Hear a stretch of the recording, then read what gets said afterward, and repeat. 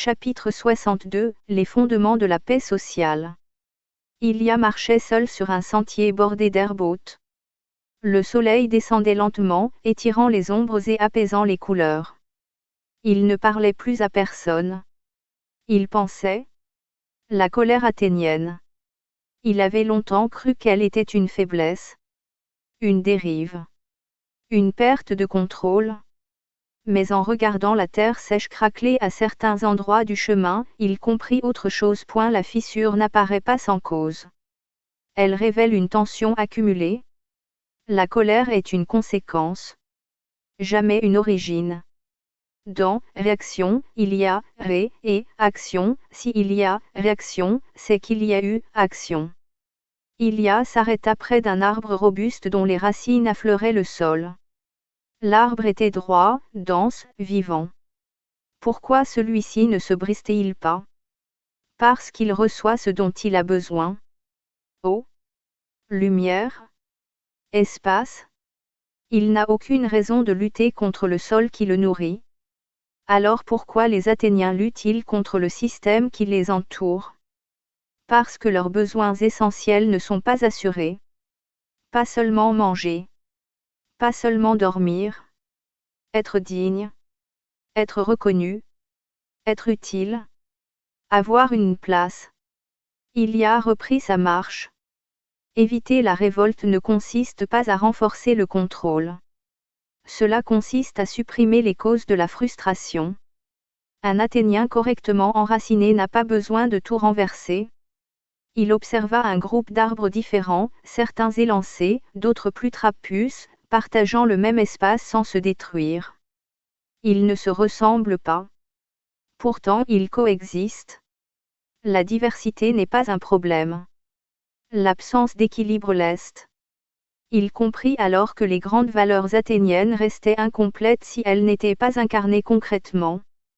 La liberté sans sécurité crée l'angoisse.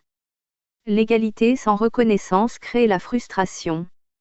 La fraternité sans respect devient un mot vide. Ilia s'assit dans l'herbe. Les valeurs respect et tolérance devraient y être ajoutées.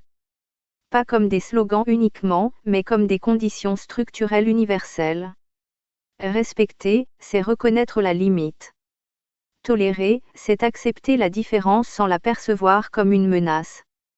Il fixa l'horizon. Une société stable n'est pas celle qui étouffe les tensions. C'est celle qui empêche leur accumulation. Quand chacun a accès à un minimum vital, logement digne, formation réelle, possibilité d'agir, l'énergie athénienne se transforme. Elle crée au lieu de détruire. Elle construit au lieu de contester.